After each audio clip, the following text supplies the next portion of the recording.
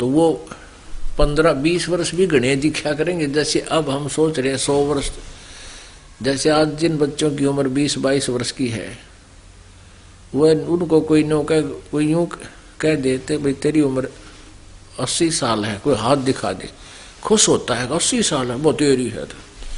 और जब 80 के निकट आवे है, जब ने सोचे भगवान 10 वर्ष और हो जाए, यदि शरीर स्वस्थ है, अस्वस्थ तो फिर नहीं कहता मेरी जीवन रहे, नो कहे भगवान ठीक ठाक मर बेसक जाऊं पर दुखी ना हो, मतलब मरने की भी अटकल लानी पड़ती है। लेकिन यह सोचने से नहीं, ये परमात्मा की भक्ति से, परमात्मा की कृपा से ही ये बुढ़ापा भी ठीक जीव का रहता है। और उसके लिए हमने पहले से ही प्रयत्न करना पड़ेगा, क्योंकि काल ने सारी ऐसी व्यवस्थाएं कर रखी है, एक विशेष धारणा बना रखी है आम आदमी में।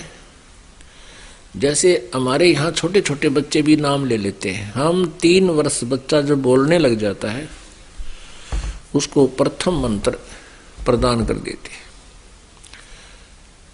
और दूसरा मंत्र सतनाम 10 वर्ष की आयु का जब हो जाता है दे देते, क्योंकि फिर वो श्वास की क्रिया को अच्छी तरह करने योग्य हो जाता है। और आम धारणा क्या है, जैसे कोई 40 वर्ष का बच्चा है, 20 वर्ष का है, 15 वर्ष का है, 25 वर्ष का है, लड़का या लड़की, और उसको कोई गांव वाला यूं कहता है, गांव वाले से कहता है तो नाम ले रहा हूं, मत है ले, अभी कोई नाम लेने का टाइम था तेरा, भक्ति तो बुढ़ापे में करा करें। अब बुढ़ापे में जिसी भक्ति करोगे जी ये जानेगा, सारी उम्र तक खोटे कर्म कर लिए 50-60 साल तक, फिर सुख कितना होगा, वो तो सारे कर टूटेंगे, फिर कोई बालक मर जाएगा कि तब छोरी विधवा हो जाएगी कि तो और 100 समस्याएं रहेंगी, अपने शरीर में भी ना जाने कितनी बीमारियां घर कर जाएंगी। तो परमात्मा कहते हैं अच्छे दिन पाछे गए, कबीर दुख में सुमरण सब करें, सुख में करे ना कोई, जय सुख में सुमरण करे तो दुख काहे को होवे। कबीर सुख में सुमरण किया नहीं, फिर दुख में करते याद, कहें कबीरता दास की फिर कौन सुने फरियाद। अब घर में भी सुख, परिवार, बच्चे भी ठीक, बढ़िया जगह ब्याह हो गया, अच्छी उनकी पोस्ट हो गई या कोई कारोबार ठीक हो गया, कोई ना पूछता, भगवान ने फॉर्मेलिटी करते हैं 6 महीना में, कितना माता दो कहे तो दो कहे, नवा भी कोई आवश्यक नहीं। परमात्मा कहते हैं तू जाने तेरी ऐसे निभेगी हरदम लेखा भरना रे। तूने सोचा है कि मैं ऐसे ही मौज माची रहेगी, ऐसे आनंद रहेंगे, नहीं। कहते एक श्वास का अकाउंट हो रहा है तेरा, जिस दिन तेरे पुण्य समाप्त हो जाएंगे, या बैटरी पूर्व जन्म की चार्ज है, पुण्य इकट्ठे है, एकत्रित है, जिस दिन वो समाप्त हो जाएंगे, बैटरी इन्वर्टर सा फ्यूज हो जाएगा तुम्हारा। जैसे वर्तमान में एक इन्वर्टर चला रखा है वैज्ञानिकों ने, उसमें बैटरी होती है 2, उन बैटरी को चार्ज लाइट से किया जाता है, चार्जर के द्वारा।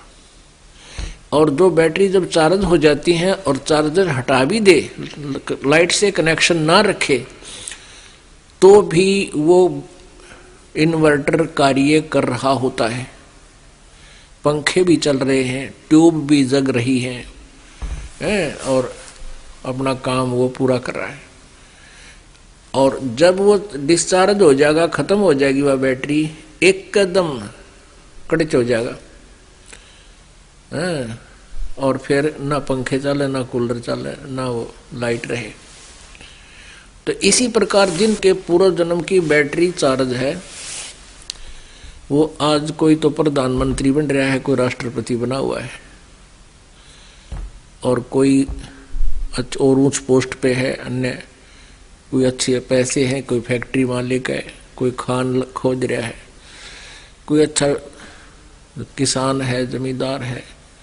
और जब उसकी बैटरी डिस्चार्ज होएगी, पूर्व जन्म के पुण्य समाप्त होंगे, फिर देखा उसके लाके क्या बनेगी।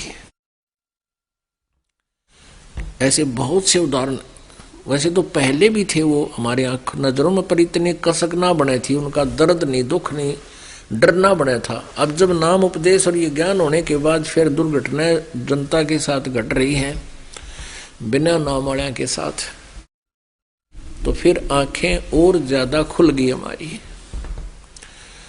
कि दोनों दीक्षा करते हुए बड़ा इनका काम चल रहा है, बड़े बच्चे भी ठीक है, आज उनकी वाह दुर्गति हो रही है, उनकी कहानी सुन लेता, क्या मता सोनी सुख आदमी की।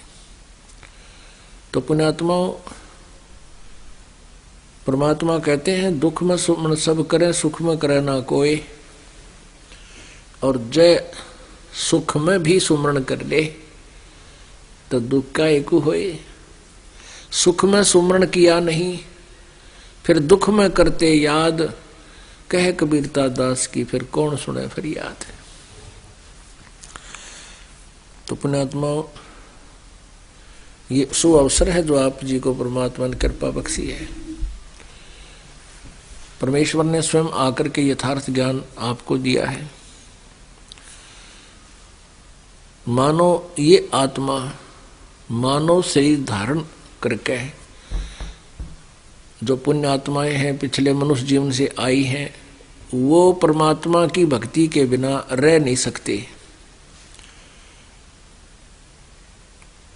और वैसे ही आत्मा जब से ये भगवान से विमुख होया है, बिछुड़ कर आया है, सतलोक से आया है, उसी दिन से इसको आभास हो चुका है कि परमात्मा बिना तेरा ठिकाना बिल्कुल नहीं। उसी दिन से ये फिर खोज करने लग गया है परमात्मा का। इस आत्मा ने उसी दिन से ट्राई शुरू कर दी, लेकिन जहां ये आ चुका है, जहां ये आत्मा आ चुका है, इसने इसको मालूम नहीं तू कहां आ गया। और यहां का मालिक कौन है? काल, ब्रह्म, ज्योति निरंजन सदाशिव, काल रूपी ब्रह्म, ये हमें धोखे में रखे हुए हैं, सच्चाई से परिचित नहीं होने देता। इसका उद्देश्य है कि इनको अपने मालिक की जानकारी ही ना हो। और इसी कारण से ऋषि महर्षियों ने एक अज्ञान थ्योरी बना दी, सिद्धांत बना दिया कि जन्म मृत्यु कभी समाप्त नहीं होता, जन्म मृत्यु तो बना ही रहेगा। गीता जी का उदाहरण देकर समझाया कि ये प्राणी एक शरीर को जब छोड़ता है, दूसरा शरीर इसके लिए तैयार हो जाता है। जैसे एक कीड़ा होता है, कीड़ा वो ऐसे ऐसे चलता है, पिछले पैर फिर उठा के फिर आगे रख लेता है, फिर अगले दांत से होते हैं आगे पीछे उसके पंजे। कहते अगला पैर अगली टहनी पर रखकर ही वो कीड़ा पिछले पैर को उठा कर आता है। यानी ये जब यहाँ से शरीर छोड़ता है तो पहले इसका नेक्स्ट जीवन तैयार हो जाता है। इसलिए कहते क्यों चिंता करें, जन्म तो होते ही रहेंगे। तो ऐसे उदाहरण दिया करते थे। अब आज मनुष्य जीवन है, अगला गधे का तैयार आप हो गया क्योंकि भक्ति ठीक करी नहीं, वो शरीर तैयार है, वो तो मिलना ही मिलेगा। या भूत बन जाओगे, कुछ दिन पितर बन जाओगे, कुछ दिन स्वर्ग में देवता भी बन सकते हो अगर कोई पुण्य अच्छे हो गए तो। लेकिन तत्व ज्ञान के अभाव से हम परमात्मा के विधान से बिल्कुल अपरिचित हो चुके हैं। पुण्यात्माओं, पिछले सत्संग में आप जी को बताया था कि ये प्राणी दो प्रकार से मानव शरीर प्राप्त करता है। एक तो टर्न वाइज इसको मानव शरीर मिलता है, 84 लाख योनियों को भोग कर एक मानव जीवन इसको कंपलसरी मिलता है। वो कबीर परमात्मा के ने इस काल को एक आदेश दे रखा है, ना तो यो एक भी जन्म ना दे मनुष्य के, क्योंकि इसको सबसे बड़ा खतरा है कि मनुष्य जीवन प्राप्त करके ये मालिक पा सकता है। इस मनुष्य जीवन में सबसे बड़ी यही एक खासियत है। अन्यथा परमात्मा ने इस मनुष्य शरीर के बारे में क्या बताया है? गर्भ ना करे रे गंवारा, जो बन धन पावना दिन चारा जी। क्या बताते हैं परमात्मा कि पशु के चाम की तो जूती बन जा नौबत और नगारा, नर देही किसे काम न आवे या जड़ बुझ हो जा छारा। कहते पशु के चाम की जूते बन जाते हैं, नौबत और नगाड़ा, ये राजा लोग नगाड़े बजाया करते थे और कई प्रकार के ढोलक ढालक पर भी खाल लगाकर उसको प्रयोग कर देते हैं। लेकिन नर देही किसी काम नहीं आवे, या तो राख बनेगी, व्यर्थ है, यूजलेस। या जो भक्ति नहीं करते, परमात्मा की सत साधना नहीं करते, वो मनुष्य शरीर इतना यूजलेस है, इतना व्यर्थ है, ये पशु से भी बुरा। पशु का चाम भी काम आ जा, पर इसका चाम भी काम नहीं आता, और इससे परमात्मा प्राप्ति हो सकती है। इसलिए ये सबसे उत्तम शरीर यानी चोला बताया है। तो पुण्यात्माओं, आप जी को ये ज्ञान प्राप्त हो रहा है, आपके पुण्यों की कोई गिनती नहीं। और एक तो ऐसे टर्न वाइज जीवन मिलता है मनुष्य का, और एक मिलता है जैसे पिछले संस्कारों के कारण भी आपके कंटिन्यूसली 2, 4, 10, 20, 50, 100 भी मनुष्य जीवन मिल सकते हैं। फिर उनका लाभ के, जैसे हम 60 साल का हो लिया है, 10 लगभग। अब इस जीवन में हमने क्या मिला? जब ये मार्ग ना मिलता या भक्ति नहीं करते, तो हमने जो प्रोसीजर सुन रखा था, जो मान रखा था कि बच्चों की परवरिश कर देंगे, इनकी शादी कर देंगे, भगवान इनका संतान दे दे, फिर बेशक मर जावा, अगले जन्म मृत्यु होगी, कोई पुण्य शेष रह जाता, अगला जन्म फिर मनुष्य का हो जाता, तो वो प्रोसीजर फिर शुरू है। तो 5-6 बालक हो, कोई मर जा, को बच जा, फिर हाहाकार।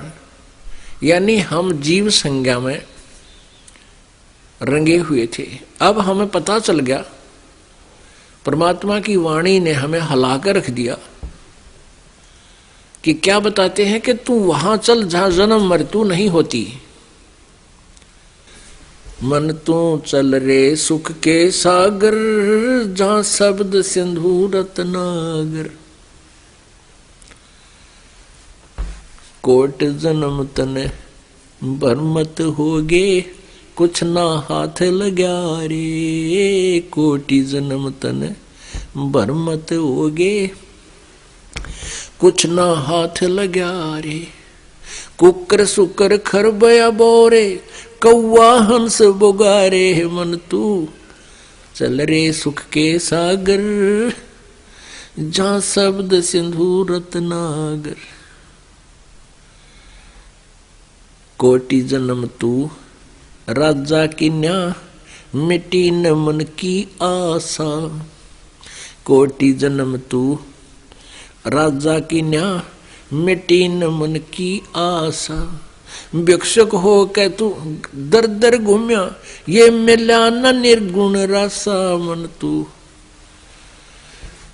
चल रे सुख के सागर, जहां शब्द सिंधु रत्नागर। इंद्र कुबेर ईश की पदवी, ब्रह्मा वरुण धर्मराया।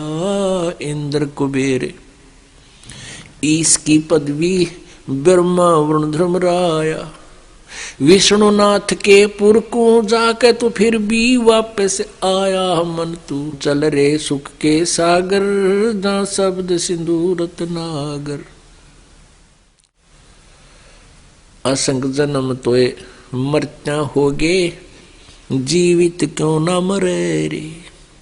12 मद महल मठ बोरे, बोहर न दे दोर रे। मन तू चल रे सुख के सागर, जहां शब्द सिंधु रत्नागर। मन तू चल रे सुख के सागर, जहां शब्द सिंधु